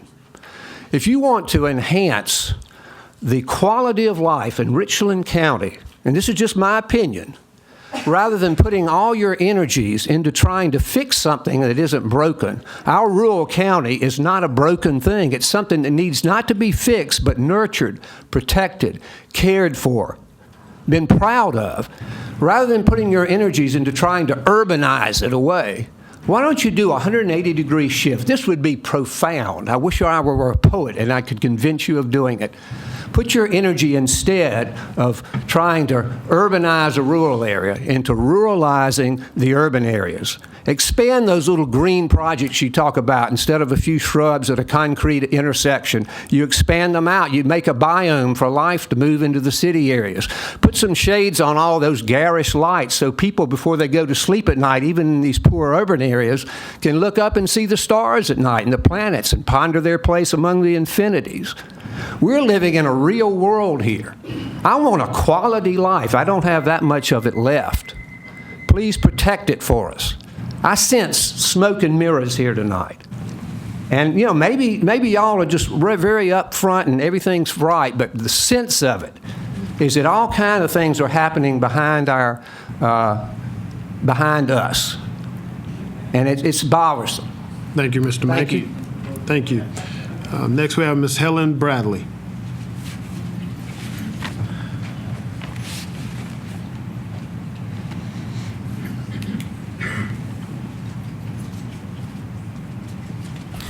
Good evening.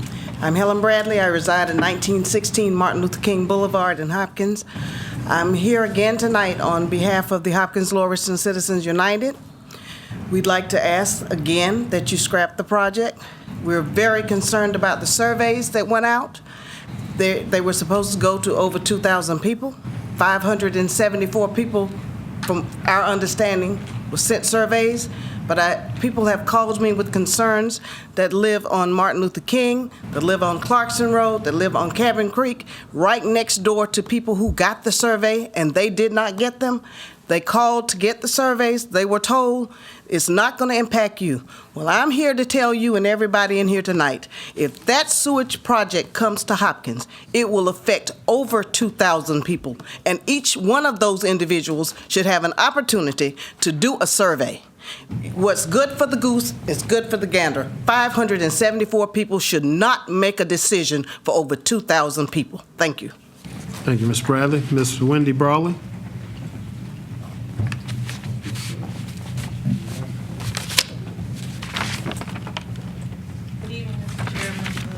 Council, my name is Wendy Brawley. I reside at 217 Sagemont Drive in Hopkins, South Carolina. I am here too on behalf of the Hopkins and Lower Richland Citizens United. You can see us all. Some of us have left represented in the audience. I want to start by just saying I just think I've served in a public capacity. And I am always amazed at how the response is from a public official when they are greeted or seen in disagreement with their constituents. We don't agree, it's apparent. But how we have been treated is not something that anyone should have had to endure. We are your constituents. Whether you like us, agree with us or not, we should be respected. We have not been. To watch you all and your demeanor as you tried to figure out how you could chill our ability to be heard tonight is embarrassing. You serve us, and it is not the other way around. And I think if you thought about that just a moment, perhaps it would guide you a little better, because I believe some of you have consciences. But for us, we are like Job in the Bible. We're going to stay right here, and we're going to remain faithful, because we are right on this issue. This project is too big, and it's too costly, and it will not benefit the majority of the people who you claim it will serve. Now, if you're not willing to listen to the people who put you here, who are you listening to? What has been done that is more important than our support for your existence in those chairs? You represent us, and it is not the other way around, and we are not going to stop until we get to the truth, because I am a believer that the truth will prevail. You may do what you want with your surveys, but it's not fair, as Ms. Taylor Bradley has said, for the people who are going to be most impacted not to have even gotten one. But no surprise, because you don't want to hear us anyway. Thank you, Ms. Brawley. Ms. Frankie, or Frankie House, Mr. Frankie House. Good evening, Council. My name is Frankie House, and I reside in the Lower Richland area at 1413 Piney Branch Road, Eastover, South Carolina. I thank you for allowing me to speak to you tonight, although I thought I would be speaking earlier. And what I wanted to speak on was the proposed amendment to item 15 on the connection to the sewer. And it does seem to me that it would make a lot more sense if you would hear from the citizens before you have an item on the agenda. And it was listed on the agenda, so I thought that I would speak before that item came up so that you might get that input and be able to reflect on it. So with all due respect to council rules, I would suggest that you take a look at those rules. They don't seem to be serving us as we should work together on things. And to that, I want to commend the council on looking at the ordinance and trying to, what I think you're trying to do is make some changes that will make the ordinances that you approve work for the betterment of the citizens. And as I understand the change to this sewer connection ordinance, what you are trying to do is allow for existing homeowners not to be required to connect, in effect, maybe grandfathering those people. That's good. However, I think the issue has to do more with the ability to treat and dispose of the waste versus when you actually connect.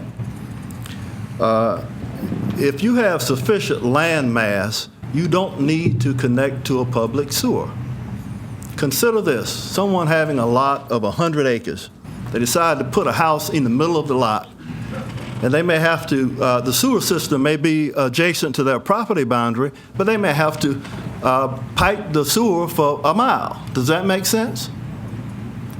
So I think what you might do, and I would ask you to do, is when you consider amending the ordinance, and I have some language. May I have Just a little finish your time? thought. Yes, sir. If you would add to the provisions for being within 200 feet that no other waste disposal system, including septic tanks, that can be properly engineered and installed. So in other words, if a homeowner can provide that, they don't have to connect to the public sewer system. All right. Septic tank systems are fairly simple. They've been around for centuries. They don't cost any energy. We don't have to pay the little organisms that actually dispose of the waste. They're not prone to problems such as pipe leaking, pump seals failing, and you admitting things to the atmosphere. All right. It would be a smarter, greener way to go. Don't overlook Thank you, Mr. private Ross. septic systems. If you can give that information to staff as well, if you want to. Laura Grant. Laura Grant.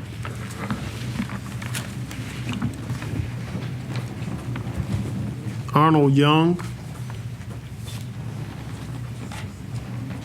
Chairman Rush, Councilman, I'd like to waive my right to speak. All right, thank you, Mr. Young. Ms. I'd Grant? like to say good afternoon to everyone. My name is Laura Grant. I reside at 129 Letitia Road in Hopkins, South Carolina. Before I get started, I just want to say that I live on a certain amount of land on my property. I've seen trees cut down lately in my area. I've seen a lot of trees moved out. And what I'm seeing, I do not like, because where I did not see animals in my yard, now I do.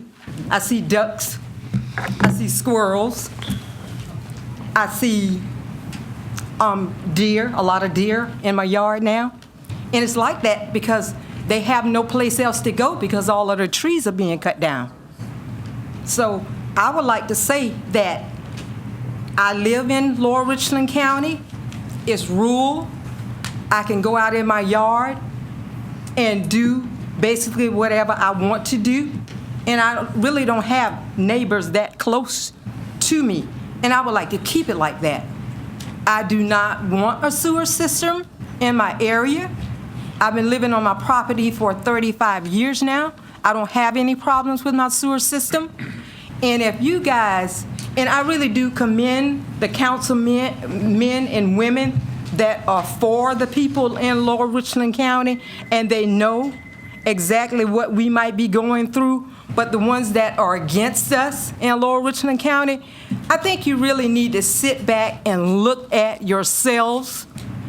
Don't always think about yourself. What about the people that elected you and put you into office? We have a right to voice our opinions, and like someone stated, you may or may not like us, but we're here to stay. How would you like it if someone were to go in your neighborhood and tell you what you can and cannot do? You would be very upset about that. And I do not appreciate how things are going. I don't see how y'all go back and forth on the policy and procedure and how you bring up things. Is it policy and procedure? You're just pulling out something out of a brown bag whenever you feel like it. All right, thank you, Ms. Grant. Next, we have Ronald Palmer.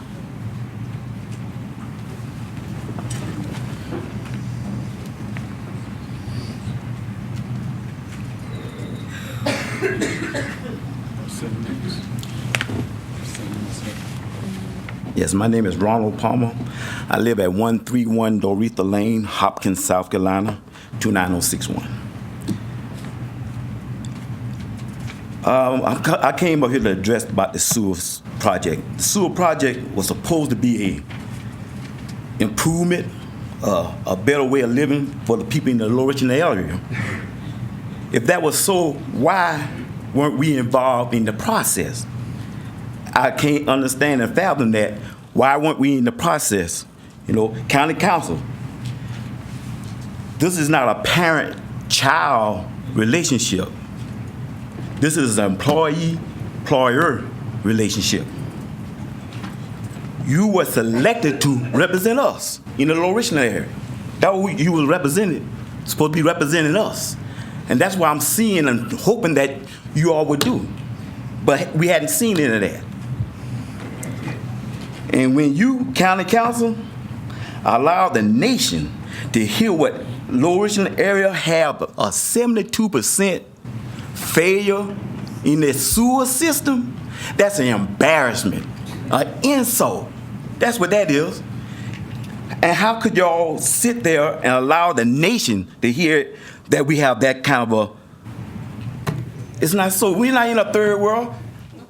We're not in a third world. We don't live in a third world. I don't understand it. And when you, the people in Lower Richland area, were not allowed this, when you sneak in or slip in through the back door, you're not considered a friend, a family member, or a neighbor. I consider you an intruder. And see, that is what the sewer project is, an intrusion on the people at the Lower Richland area. And you need to call it Project Intrusion. Thank you, Mr. Palmer. Next, we have Kate McInnes and Aiden Gruner. All right. Thank you, Aiden.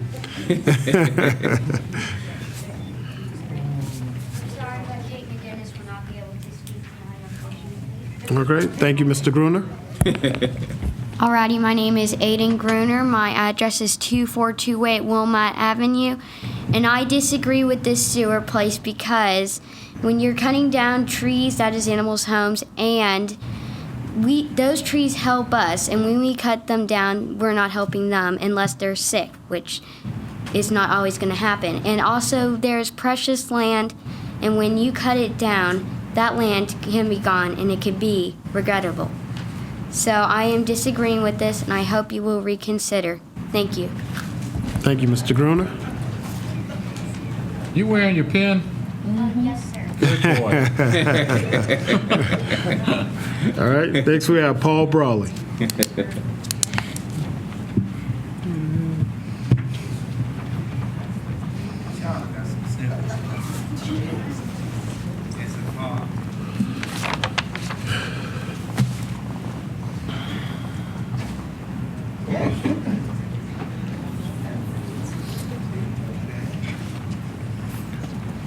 Chairman Rush, members of council, Paul Brawley, 217 Sagemont Drive in the big city of Hopkins, South Carolina, 29061. I arose tonight and, you know, I'm normally not lost for words, but I think a lot of the people have summed up very well what my concerns are. As I watch you all maneuver through the parliamentary procedures of this governing body, to stifle the concerns of the citizens of Richland County. Shameful. It is just shameful to do your parliamentary moves to keep people from having the ability to speak. And I think somewhere maybe that's the First Amendment, but I'm not sure. But our Constitution kind of speaks to that. And I also reserve my right to speak at the public hearing because I'm not talking about the two items that are on the agenda for the night that will ultimately have a public hearing. So I want to make sure that the records reflect that I have reserved my right to speak at that public hearing. Because what I'm talking about tonight is attitudes. I sit back there and I look at the exasperation on y'all's faces as this particular issue came up. Think about how exasperated we are. We are incensed that we have a governing body that have accepted over 1,200 signatures on a petition, have not provided the common courtesy to respond. And every time we show up, y'all look like, why y'all back here? It's a shame. It is a low down, dirty shame.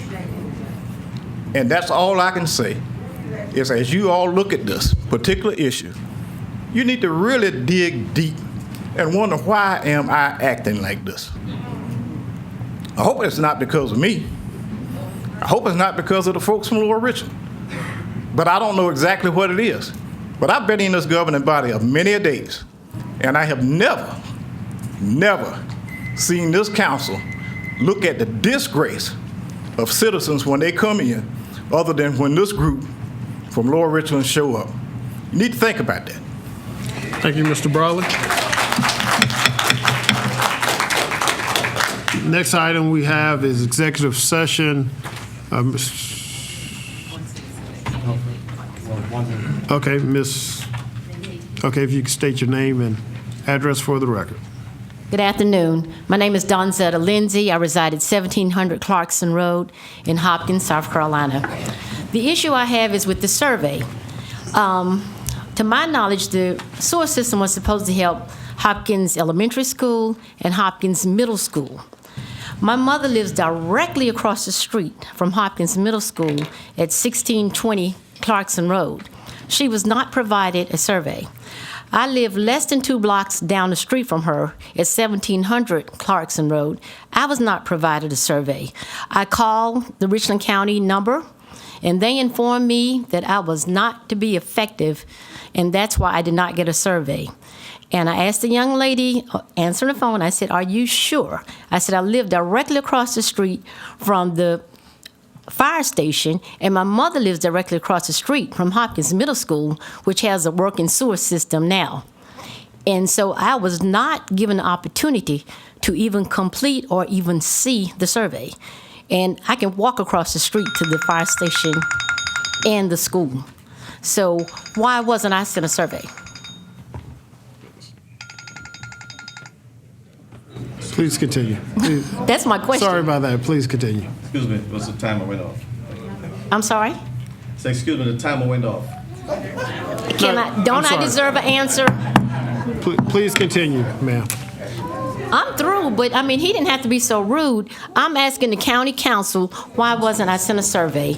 When I inquired about it through the telephone, which that's what I was supposed to do, and I'm asking the council tonight, and I'm getting the answer of, my time is up. No, I didn't say that. No, well, no. You have staff in front of you, you know. All right. Mr. Chair? Yep. This young lady says she signed a sheet and she did not hear her name. What's the name? Come down and speak. Amonco? Mary Amonco?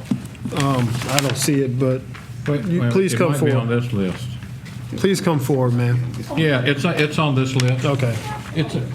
Come on up, ma'am. Please come up. Yeah. If you could state your name. Right here.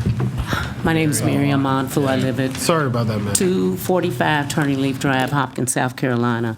And I want to say that I am not from the South. I moved here from Alaska about 14 years ago, so I'm learning how to live in the South.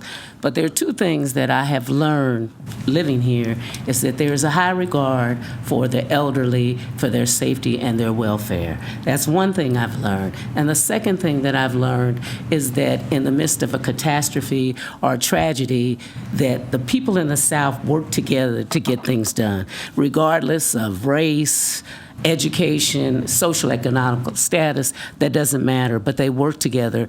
And I want you to know that I feel privileged to be able to work with the Lower Richland community in this effort for the no sewer, because I have a real concern about the elderly and how are we really looking after them? Are we really, trying to see, what are we doing? Are we trying to kill them, kill them out or what? But it's against everything that I've learned since I've lived here about how the elderly is treated, how their welfare is looked at in the South. So I have a real concern about that. And then I have a concern about being denied a right to speak.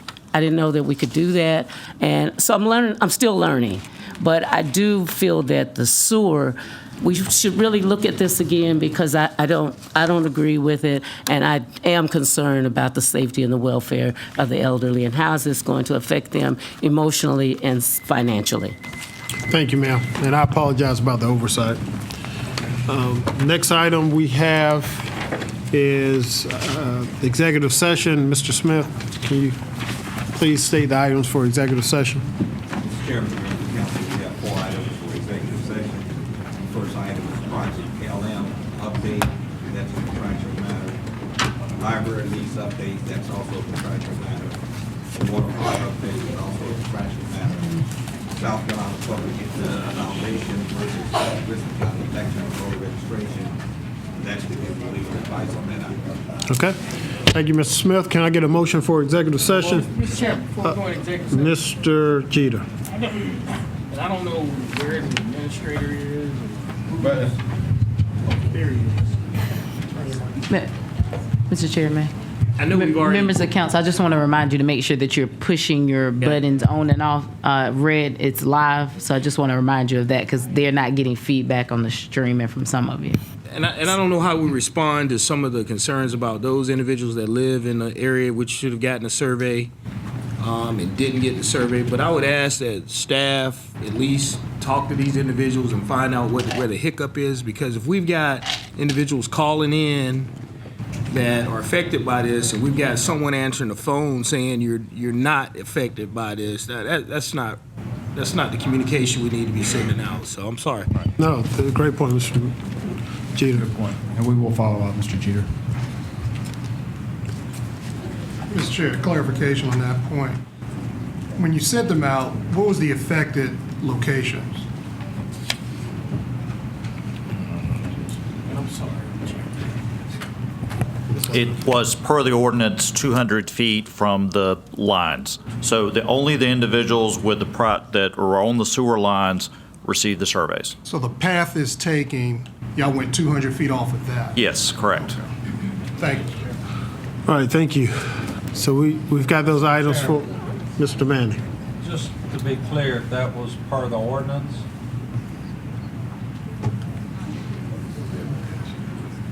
That is correct. All right, thank you, Mr. Manning. I've got a motion for executive session. So move. I got a motion for executive session. It's been properly moved. Any discussion? All in favor say aye. Aye. Any against? Executive session.